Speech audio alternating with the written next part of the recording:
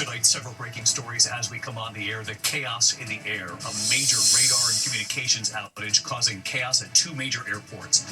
Air traffic controllers unable to communicate with each other. We've lost all radar and phone communication. Pilots forced to relay messages through a plane that did have contact, and you'll hear it. More than 1,000 flights canceled or delayed. Tonight, the chilling images, the urgent search for a 2-year-old boy swept away while in a car with his father amid horrific storms. Tonight, major news when it comes to getting the COVID vaccine this fall, the vote just today, and the major change tonight, suggesting people should decide for themselves. The government will not be making recommendations from the CDC, and there is reaction already coming in tonight. Late today in the Oval Office, President Trump was asked about his FCC chairman, Brendan Carr, who put pressure on some ABC stations to preempt Jimmy Kimmel. Republican Ted Cruz comparing that pressure to that of a mafia boss. What the president is now saying about this tonight. Also developing at this hour, police late today say a gunman opening fire on KXTV, an ABC affiliate in Sacramento, California. Authorities now searching for a suspect tonight. This evening, there's news on the man who became unresponsive while riding a roller coaster at Universal's Epic Universe in Orlando. Tonight, the Grammy-winning songwriter killed in a plane crash. And the remarkable lesson tonight, the father and his sons, the AAA mechanic who taught everyone who is our person of the week. From ABC News World Headquarters in New York, this is World News Tonight with David Muir. Good evening, and it's great to have you with us here on a Friday night. We do begin tonight with the chaos in the air for a time, the alarming moments for pilots flying passenger planes when suddenly air traffic controllers were unable to communicate with each other. A major radar and communications outage causing chaos at two of the nation's busiest airports. Air traffic controllers at Dallas Love Field and Dallas Fort Worth International unable to communicate with each other. Both airports forced to order ground stops. More than 1,000 flights canceled or delayed, not to mention the flights trying to land during all this. Pilots forced to relay messages with controllers because those controllers were unable to talk with each other. Wade Johnson leading us off tonight. Tonight, chaos at two of the nation's busiest airports after a major radar and communications outage. More than 1,000 flights canceled or delayed. We've lost all radar and phone communication. Air traffic controllers at Dallas Love Field and Dallas Fort Worth International losing the ability to communicate with each other, causing ground stops. We're not departing anybody until we can get a census so that we have no comments with the approach right now. Listen, as a Southwest pilot in the air and still able to reach the tower, passed along a message between air traffic controllers who could not communicate. Approach want to pass on to you to stop all departures. They can't get a hold of you. They're having comm issues, I guess. Yeah, the entire message went down, but thank you. We got a hold of somebody. Tonight, the FAA saying it was not their equipment that caused the outage, instead blaming a local telephone company equipment issue.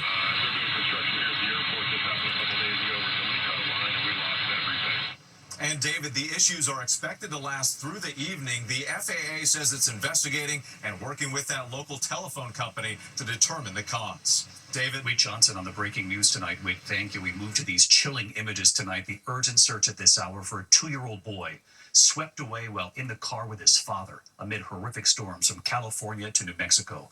Melissa Adan on the scene. This was the moment floodwaters swept away a 2-year-old and his father. Tonight, that child is still missing after rains inundated Southern California. Authorities in Barstow in a desperate search for 2-year-old Xavier Padilla Aguilera. The toddler was in this white sedan with his father, Brandon. His father was rescued. Up to 2 inches an hour falling in spots in Oak Glen. Denise Romo could only watch from her home as a mudslide surged past her. Oh my God. I opened my kitchen window, and when I opened my kitchen window, I just see the first wave of mud. And it already had trees and mailboxes, a bunch of debris.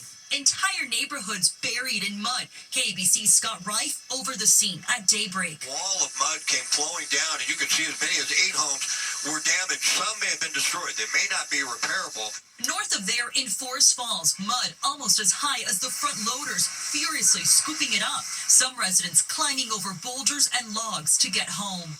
Homeowner Eileen Hay telling me it's happened before. It was pretty scary because I know we've had some bad floods and people have died. The monsoon rain supercharged by remnants of Tropical Storm Mario, and it wasn't just Southern California. Floodwaters tearing through the town of Ruidoso, New Mexico. Recent wildfires have stripped the landscape of vegetation, leaving nothing to stop the torrents of water. And David, flood watches remain in effect for areas with burn scars like Ruidoso, New Mexico, and parts of Central California through tonight. David? Melissa, thank you. Next tonight here, major news when it comes to getting the COVID vaccine this fall. The vote just today. And there's been a major change tonight. The panel now suggesting the CDC will no longer make a recommendation for Americans when it comes to the COVID shot, whether to get it. And of course, it comes amid confusion with a series of changes now when it comes to vaccine recommendations. Steve Osunsami at the CDC in Atlanta again tonight. For the first time since the coronavirus brought this country to a standstill and killed more than 1 million people, U.S. health officials tonight are encouraging all Americans to decide for themselves whether they need a COVID shot or not. We have a vote, 12 yes, so it is passed. The decision came late today in Atlanta from the CDC advisory panel while protesters lined the street outside. What we're seeing here is when you convert from gold standard science to conspiracy-based decision-making, that's bad for the people of America. The new panel was handpicked by current Health Secretary Robert F. Kennedy and has been accused of choosing vaccine skepticism over science. In a move that will bring some relief to many of their critics, they also voted down a recommendation that would have started requiring prescriptions for COVID vaccines. Dr. Jason Goldman didn't get a vote, was in the room, and wasn't pleased. There's a big difference between saying we recommend versus get it if you want. So these vaccines are safe and effective, and they should be recommended strongly, especially for those most vulnerable patients who are at risk for severe COVID disease. The new changes to COVID and childhood vaccine guidelines are coming just as Americans are starting to get vaccinated before the winter. This mother of 2 school-aged children in Miami says it's hard to trust what's coming out of the CDC when there's so much noise everywhere else. I'm as confused as ever. I don't know what to believe. Now that there's no longer a formal recommendation for who should be getting the COVID vaccine, there are concerns about the vaccine's availability. The federal government tonight is saying that their programs will still pay for them and that private insurers will cover these vaccines for at least another year. David. And we'll, of course, stay on this to try to clarify it all for our viewers. Steve Osunsami. Steve, thank you. Now to the news developing at this hour. Police late today say a gunman opening fire on KXTV, an ABC affiliate in Sacramento, California. Authorities at this hour now searching for a suspect. Here's our chief national correspondent, Matt Gutman. Tonight, shots fired at KXTV ABC 10, the ABC affiliate in Sacramento, California. This video taken outside the station today shows what appear to be 3 bullet holes in the window. Police racing to the scene at about 1:30 local this afternoon. Radio traffic warning law enforcement to be on alert. Central divisions and outside agencies broadcast for officer safety on an armed vehicle fired 3 times into a building at Broadway and 5th Street 25 ago. Responding officers noting the building had been struck by gunfire. Police are investigating, saying, fortunately, no one was injured. To those that may have been responsible for this, and I hope you see this, we're not going to stop looking for you. This is unacceptable behavior. It's not going to be tolerated in Sacramento. And David, the parent company of that Sacramento station, Tegna, sending us a statement tonight saying we are fully cooperating with law enforcement and have taken additional measures to ensure the safety of our employees. David. Matt Gutman tonight. Matt, thank you. Now to the scene late today in the Oval Office. President Trump was asked about his FCC chairman, Brendan Carr, who put pressure on some ABC stations to preempt Jimmy Kimmel. Republican Ted Cruz now comparing Carr's pressure on stations to that of a mafia boss. John Carl asking the president about that late today. Tonight, the Trump administration is under fire from Democrats and some Republicans, too, over their efforts to clamp down on free speech.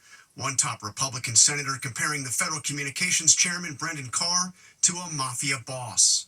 Carr sparked a backlash after pressuring ABC stations to preempt Jimmy Kimmel Live after comments Kimmel made about the alleged killer of Charlie Kirk. We can do this the easy way or the hard way. these companies can find ways to change conduct, to take action, frankly, on Kimmel, or there's going to be additional work for the FCC ahead. Disney ABC then announced Kimmel's show was suspended indefinitely. Tonight, Republican Senator Ted Cruz comparing the FCC chairman's threat to a scene out of Goodfellas. He says, we can do this the easy way, but we can do this the hard way. Yeah. And I got to say, that's right out of Goodfellas. That's right out of a mafioso coming into a bar going, nice bar you have here. It'd be a shame if something happened to it. Cruz called what the FCC chairman did dangerous. I think it is unbelievably dangerous for government to put itself in the position of saying, we're going to decide what speech we like and what we don't, and we're going to threaten to take you off air if we don't like what you're saying. Tonight, I asked the president about that. Ted Cruz compared Brendan Carr to a mob boss, the way he's threatening television stations and saying it's absolutely dangerous for the government to determine which speech is okay and which is not. What's your reaction to Ted Cruz? I think Brendan Carr is an incredible American patriot with courage. The president suggested that FCC Chairman Carr could go further yesterday, suggesting that Carr could potentially take away the broadcast licenses from television stations who President Trump says repeatedly criticize him. David? John Carl tonight. John, thank you. There's news tonight about the deadly crash of an Army Black Hawk helicopter in Washington state. Military officials now say 4 soldiers on board the chopper were killed when it went down near Joint Base Lewis McChord. The helicopter was on a routine training mission, and the soldiers part of an elite team performing nighttime missions. The cause of the crash is under investigation. Overseas tonight, tensions escalating among NATO's eastern allies bordering Russia. 3 Russian fighter jets are now accused of violating Estonia's airspace, flying for about 12 minutes over NATO territory. NATO scrambling jets to intercept. More than 20 Russian drones flew into Polish airspace earlier this month. Several were shot down. NATO tonight accusing Russia of reckless behavior. Tonight, sources telling ABC News President Trump is expected to oust the top federal prosecutor for the Eastern District of Virginia. The president reportedly upset that that prosecutor could not find evidence to bring criminal charges against one of the president's biggest adversaries, New York's Attorney General. And late today, that prosecutor now says he's resigning. Here's Aaron Katursky. Tonight, in an extraordinary move, sources tell ABC News President Trump is ousting a top federal prosecutor because he was unable to find enough evidence to charge one of Trump's political opponents with a crime. Eric Siebert, Trump's hand-picked U.S. attorney for the Eastern District of Virginia, spent 5 months investigating New York Attorney General Letitia James, who brought a $500 million civil fraud case against Trump and his family.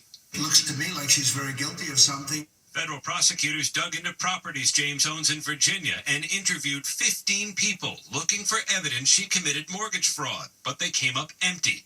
Trump said today he wanted Siebert out because his nomination was supported by Democrats, but sources say the administration is looking to replace him with someone who will more aggressively go after James. Our John Carl pressing the president. So you want him fired? You want him out? Yeah, I want him out, yeah. Tonight, an attorney for James calling it a brazen attack on the rule of law, saying firing people until he finds someone who will bend the law to carry out his revenge has been the president's pattern, and it is illegal.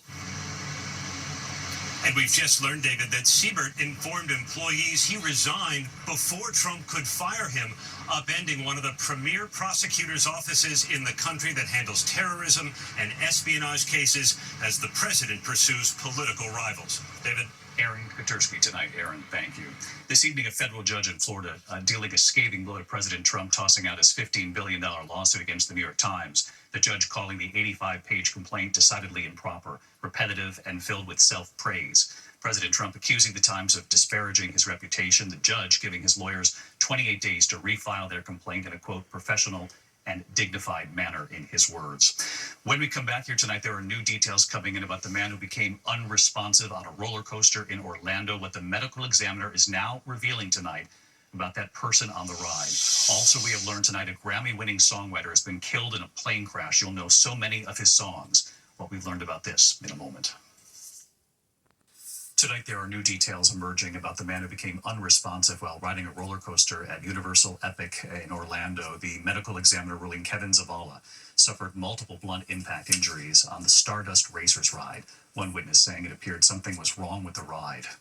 There was a big piece of metal from the seat that was detached There were families in there yelling, screaming, crying.